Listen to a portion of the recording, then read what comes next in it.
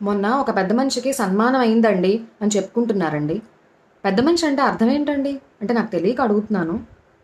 అంటే cooling glasses పెట్టుకొని, white and white dress వేసుకొని, పెద్ద పెద్ద షూస్, పాష్గా ఉండే షూస్ వేసుకుని, 4 వేళ్ళకి ఈ 4 వేళ్ళకి ఆ 4 వేళ్ళకి పెద్ద పెద్ద ఉంగరాలు పెట్టుకొని, పెద్ద కారులో దిగి, అంటే ఇక్కడ దిగుతూ ఉంటే 4 వీధుల అవతల కూడా గుప్పమని కంపు కొట్టే సెంటు కొట్టుకొని, వీళ్ళని పెద్ద మనిషి అంటారా అండి?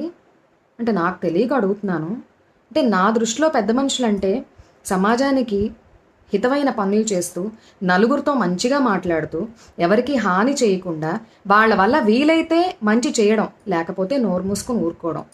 అంతేకాని ఒకళ్ళకి హాని చేయకుండా, ఎవరి జీవితాలతోనూ ఆడుకోకుండా, ఎవరిని నష్టపరచకుండా, అబద్ధాలు చెప్పకుండా, మోసాలు చేయకుండా ఉండేవాళ్ళని పెద్ద మనిషి అంటారు అనుకుంటాను.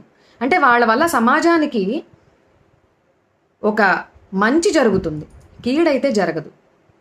కానీ కావాలని కీడు తలపెడుతూ, కావాలని మోసాలు చేస్తూ, అన్యాయాలు చేస్తూ, అక్రమంగా డబ్బులు సంపాదిస్తూ, చాలామంది జీవితాలని నాశనం చేస్తూ, అబద్ధాలు ఆడుతూ ఇలా ఇలా తిరిగే వాళ్ళని పెద్ద మనుషులు అంటారా? అంటే ఏం లేదు, ఈ మధ్య చాలామందికి అలాంటి వాళ్ళనే సంఘంలో చాలా గౌరవిస్తున్నారు. అంటే పెద్ద మనుషులని ఎవరిని అంటారో నాకు తెలియక అడుగుతున్నానండి. మీకేమైనా క్లారిటీ ఉంటే కామెంట్ చేయండి.